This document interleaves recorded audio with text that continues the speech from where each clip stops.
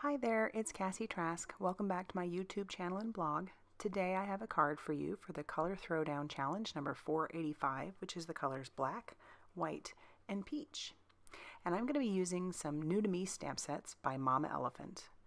That stamp set right there with the balloons and elephant is called Fly With Me, and the greeting is called Sweetest Greetings. I'm going to do something that I've done on my channel a couple times before, and I call it ink smushing.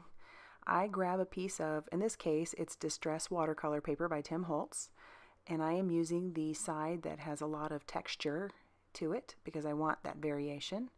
And I have smushed down my Distress Oxide inks in the colors Abandoned Coral and Worn Lipstick.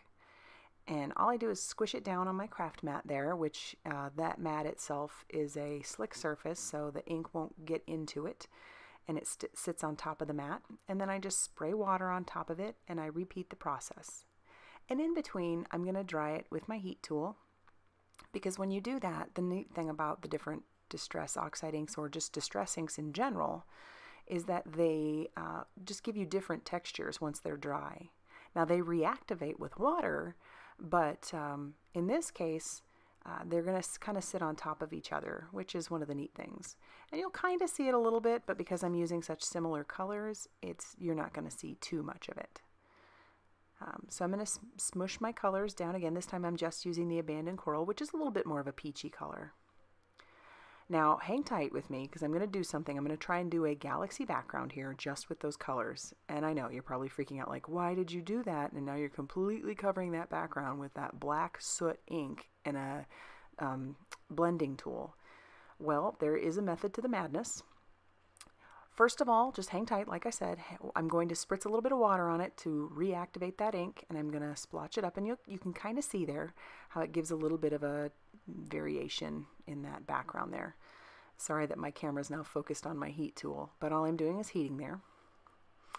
And I didn't like the black coverage with just the Distress Oxide black soot, so now I'm grabbing just the Distress ink in black soot, the regular black ink. And I am going to use my blending tool again because I want to darken up those edges a little bit. Like I said, hang tight. I think it's going to end up looking pretty good because our goal here is a galaxy background. So I'm just kind of, darkening up those edges a little bit, and I'm going to add a little bit more to the middle. But yeah, I know, it seems like all that work and now I've covered it up. There's a method to the madness. Now I'm grabbing a box. I just use a box to spray things so I can keep my work surface fairly clean. And I had grabbed, I don't even know what exactly it is. I had gotten it in a kit a while back, and so it has bits of mica in it. And so originally when I sprayed I thought it was going to be more like a silver mica, but it turns out it was gold. Wasn't too hip on that, but it's okay. I do like what it added to the background. And now I've grabbed some white paint, and that paint is a titanium white paint, and I put a little bit of water on it and a brush, and I'm just splattering it to add kind of like a star variation to the background. And now I've grabbed some Dylusions Black Marble Ink Spray to add a little bit more of that black back in. And I'm drying in between because I didn't want those things to mix up too much. I'm just using my heat tool to dry it up. Yep, another bit of focus right on that heat tool, which happens to be from Stampin' Up. I've had it for quite a long time. So now I feel like it's looking way better. It's looking a lot more like an actual galaxy. I'm going to set that off to the side, and now I'm going to stamp my Adorbs image from Mama Elephant. Again, that's called Fly With Me, and that's actually new this last month. I think they just released it. And these are, I've never had Mama Elephant stamps before, but I'm going to have to buy more. I am in love. I'm grabbing my Lawn Fawn Jet Black ink, and I am stamping that on Express It paper. Both are Copic friendly because I plan to color that little elephant with some Copics. And I used my mini Misti so that I could restamp it more than once.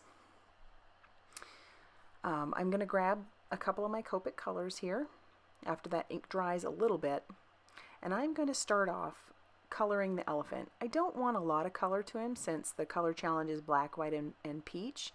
So I have my Copic C1. So it's a really light Copic, and you can see all I'm doing is just going in where I think my light source, the shadows might be, and I'm just adding a little bit to it. And because it's so light, I'm going to leave it as is. I'm not even going to blend it out. And then I'll move on to the peach colors. So that one there is R02, and I'm putting it in his ears and his cheek.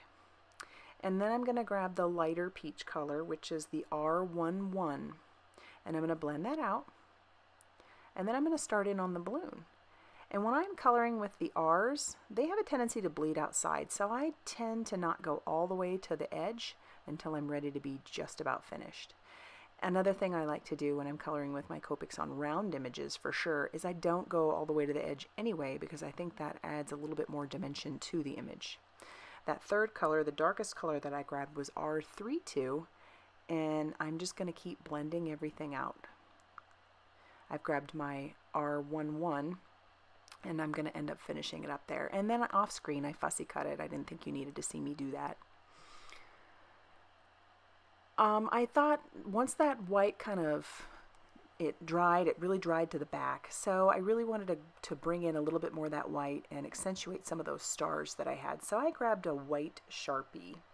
That is the just titanium, or no, it's the, my bad, Sharpie, just a white paint pen. It's a fine tip. And that adds a little bit more white to the picture. And then I still have some of those variant lighter whites in the background as well. Trying to decide where I want him. Now I've grabbed a piece of vellum and my greeting and some Versamark ink, and I am going to use my white embossing powder, my white detail embossing powder, and just go over the top of that. Now because this is vellum, when I grab my heat tool to melt that embossing powder, you don't want to hold it there too long because it really will warp it. Vellum is a thinner paper, and it doesn't take long at all. Now I have my base for my card, and I am scoring that at 5.5, and it's a top folding A2 size card, so it'll while closed it'll be a 4 1/4 by 5.5 inch piece of paper. And I gave that vellum a little bit of time to dry, the embossing powder on there, and now I can trim it out. I kind of wanted that white background to show through a little bit, so I'm trimming my panel down just about 1/4 inch on the top and the side, just on one side. And now, because that's vellum, if I put adhesive behind that, you're going to see it. So what I ended up doing is kind of positioning it how I wanted, and I'm going to fold it over, and then I'm just going to use a tape runner to keep that glued down to the back.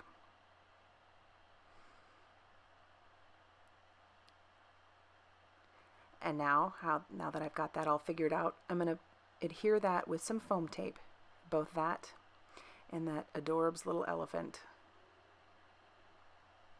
And once that's down, that's actually going to finish off my card. So see what I mean by sticking with it? I think that galaxy background looks pretty good. I was happy with it. And so if you have any questions, just go ahead and leave those down in the comments below. I'd love it if you liked this video and even subscribe to my channel, because I will have more coming. So thanks for stopping by, and I hope you have a great day.